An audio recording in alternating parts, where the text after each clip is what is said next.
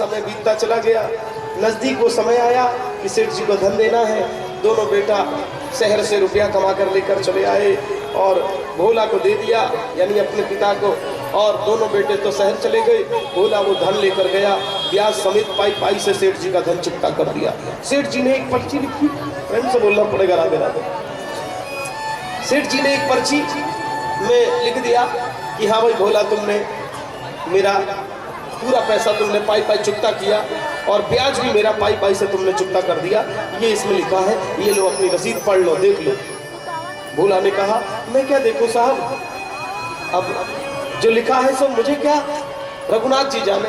मोड़ कर उसने जेब में रखा। जैसे ही रखने लगा सेठ जी के मन में पाप आ गया कि ओहो, इसने तो पढ़ा भी नहीं, यानी इससे पैसा दोबारा लिया जा सकता।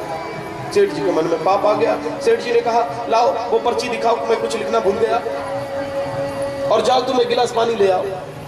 भोला जैसे ही पानी लाने गया, वो पर्ची तो उसने अपने 32 नंबर की बही में भीतर दबा दिया। फाड़ दे तो शक होता। 32 नंबर की बही में दबा के रख दिया और किसी दूसरे पर्ची में ऐसा ही कुछ लिखकर और दे दिया, ये लो तुम्हारी रसीद पकड़ो, जाओ। भोला चला गया। कुछ दिन बाद भोला के घर में पुलिस आ गई। सेठ जी ने मुकदमा कर दिया कि इसने मुझसे पैसा लिया था, अभी तक पैसा दिया नहीं, केवल ब्याज दिया, कहता है पैसा दे चुके। प्रेम से बोलना पड़ेगा राधे, जोर से बोलना पड़ेगा राधे। कहता है पैसा दे चुके, पैसा दिया नहीं है। भोला पर मुकदमा हो गया, भोला को जेल जाना पड़ा। जब अदालत में, जहां ये महात्मा जज थे उस समय, ये वही महात्मा है कि उस समय जज थे, वही अदालत में जब पेशी हुई, कटघरे में जब खड़े हुए, जज साहब ने भोला से पूछा कि क्यों भाई भोला तुम झूठ क्यों बोलते हो, सेठ जी के पैसे तुमने दिए नहीं है। भोला ने कहा हुजूर मैं सच कहता हूँ, मैंने पैसे दिए हैं।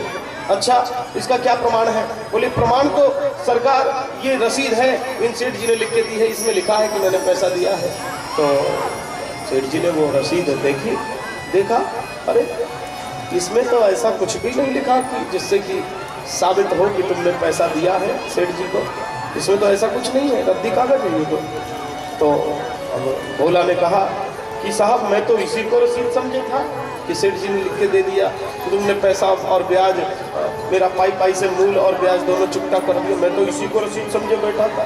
नहीं नहीं, इसमें तो कुछ ऐसा लिखा नहीं है, पैसा तुमने दिया नहीं, झूठ बोलते हो। तो अब तो भोला जोर जोर से रोने लगा कि नहीं नहीं साहब मैंने पैसा दे दिया है, जाने क्यों ये सेठ जी झूठ बोल रहे हैं मालूम नहीं।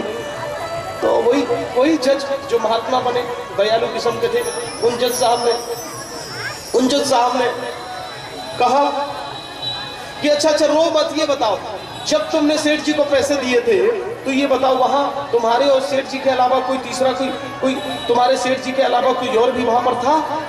तो भोला ने कहा हाँ हुजूर, जब मैंने सेठ जी को पैसे दिए थे तो मेरे और सेठ जी के बीच में सिवा रघुनाथ जी के कोई और नहीं था।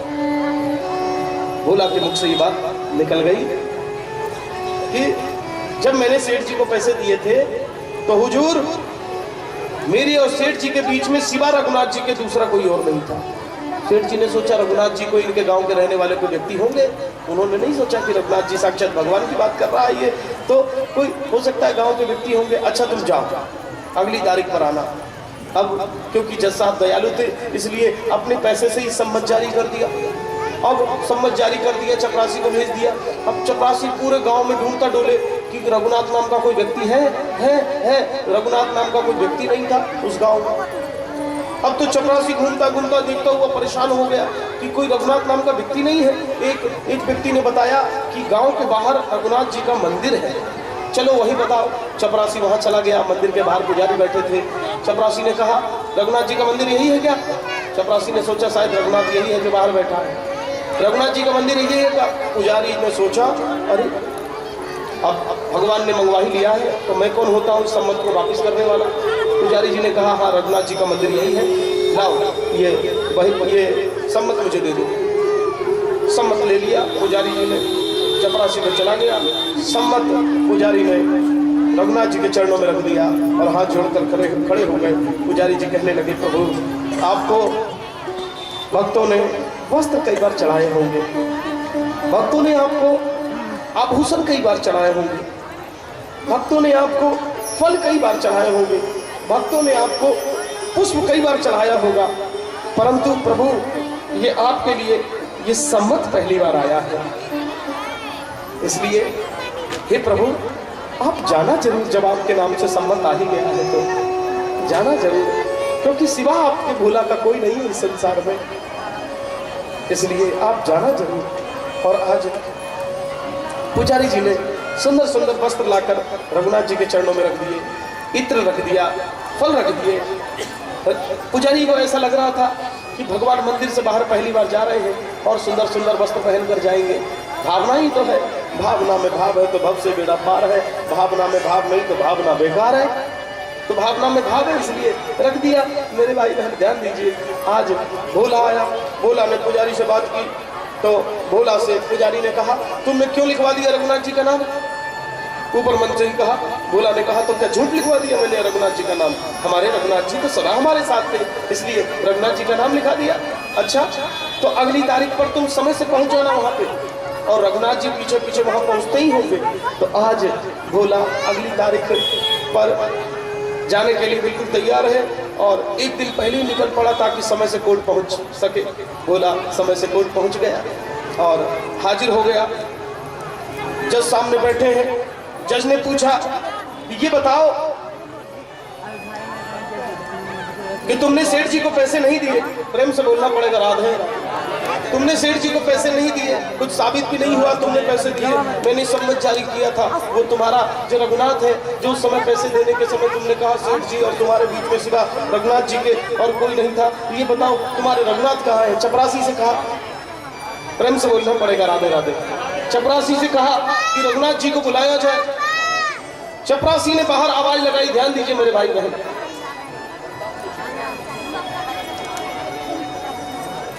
मेरे भाई बहन ध्यान दीजिए, दोनों हाथ ऊपर करके बड़े प्रेम से बोले राधे राधे राधे राधे। मेरे भाई बहन आज चपरासी ने आवाज लगाई बाहर, रघुनाथ हाजिर है। सुन लीजिए ध्यान से। चपरासी ने बाहर आवाज लगाई कि रघुनाथ हाजिर है, रघुनाथ हाजिर है, रघुनाथ हाजिर है। हाजिर है ऐसे 3 नारे जो लगाए हैं, चाल लटपटी सी एक वृत्त की झुकी सी देह, दुपट्टी फटी सी शीश बांधी धर धाये हैं, हाथ बाह छड़ी पड़ी तुलसी की ये माल, माथे पर रोली चालू चंदन चढ़ाए हैं। साहब के सामने विनीत चपरासी साथ, आज रघुनाथ जी गवाह बने आए हैं। आज रघुनाथ जी गवाह बने आए हैं। रघुनाथ जी आज आकर खड़े हो गए, वृद्ध के वेश में आकर रघुनाथ जी सामने खड़े हो गए। सेठ ने पूछा, सेठ ने देखा, देखते चकित रह गया, अरे ये तो वहां पर था ही नहीं। परंतु जज साहब ने पूछा कि आप ही रघुनाथ जी हैं? बोले जी। तो ये बताइए कि जब भोला ने पैसे दिए थे सेठ जी को तो आपने देखा, क्या सबूत है? तो रघुनाथ जी ने कहा कि प्रभु भोला ने सेठ जी को पैसे दिए हैं और इसका सबूत मैं बताता हूँ। सेठ जी को यही रखा जाए, कुछ सैनिक भेजे जाए सेठ जी के घर। सेठ जी की जहाँ पे बैठक है, भगवान सर्व अंतर्यामी है, भगवान से आखिर क्या छुपा है वाला। और कहने लगे, आज रघुनाथ जी कहने लगे कि सेठ जी को यहीं रखा जाए, कुछ सैनिक भेजे जाए इनके घर। और सेठ जी की जहाँ बैठक है, बैठक के सामने वाली 3 अलमारी में, बीच की अलमारी में 32 नंबर की बही है। 32 नंबर की बही में आज तक के वो रसीद सुरक्षित पड़ा है, वो रसीद मंगवाई जाए और देख लिया जाए। आज सेठ जी को वहीं रखा गया और रसीद मंगवाई गई। बीच वाली अलमारी में 32 नंबर की बही ढूंढी गई। 32 नंबर की बही में वो रसीद मिल गया। वो रसीद लाकर जज साहब को दिया गया। जज साहब ने उस रसीद को पढ़ा। सेठ जी को तो दंडित होना पड़ा और भोला को तो बाइज्जत बड़ी कर दिया गया। रघुनाथ जी तो वहां से अदृश्य हो गए, उनको तो जाना ही था, काम तो पहले हो ही चुका था। मेरे भाई बहन, अब भोला बाइज्जत बरी हो गए। भोला बाइज्जत बरी, सेठ जी को दंडित होना पड़ा। अब भोला जब वहां से जाने लगा, जज साहब, वही जज साहब जो महात्मा हुए, वही जज साहब जब उठकर आए और भोला से पूछा, अरे रघुनाथ जो तुम्हारे मित्र हैं वो दिखाई नहीं दे रहे। बोले दिखाई देंगे हुजूर, वो मंदिर में रहते हैं। कहाँ रहते हैं? बोले मंदिर में। तो तुम कहाँ रहते हो? बोले मैं वही रहता हूँ जहाँ रघुनाथ जी रहते हैं। तो रघुनाथ जी कहाँ रहते हैं? बोले जहाँ मैं रहता हूँ। तुम कहाँ रहते हो? बोले जहाँ रघुनाथ जी रहते हैं। तो रघुनाथ जी कौन है? बोले रघुनाथ जी वही है हुजूर जिनका ये मंदिर है। मंदिर है, पता नहीं देखने में तो वो इतने बड़े संपन्न व्यक्ति नहीं लग रहे थे कि उनका वो मंदिर हो, पता नहीं पुजारी भी नहीं लग रहे थे। भोला ने कहा अब मैं आपको कैसे समझाऊं हुजूर, आप तो पढ़े लिखे हैं, आपको मैं किस प्रकार से समझाऊं, तो मैं तो अब आपको क्या बताऊं। रघुनाथ जी वही हैं जो मंदिर में बैठे हैं, प्रेम से बोल रहे हैं। आपको ऐसा लगा जज साहब के नीचे से जमीन खिसक गई और जज साहब आप तो भूमि पर गिर पड़े, नेत्र सजल हो गए, नेत्र से आंसुओं के पनारे निकल पड़े और आज दुखित होकर रोने लगे। लोगों ने दुखित होने का कारण पूछा, लोगों ने पूछा कि इसमें दुखित होने की क्या बात है, कम से कम भगवान के आपको दर्शन तो हो गए। बोले नहीं, आज मुझसे बड़ा, आज मुझसे भारी भूल हो गई है। जिनके दरबार में पूरे संसार को जाकर खड़ा होना पड़ता है, उनके सामने मैं बैठा रहा और वो खड़े रहे। ये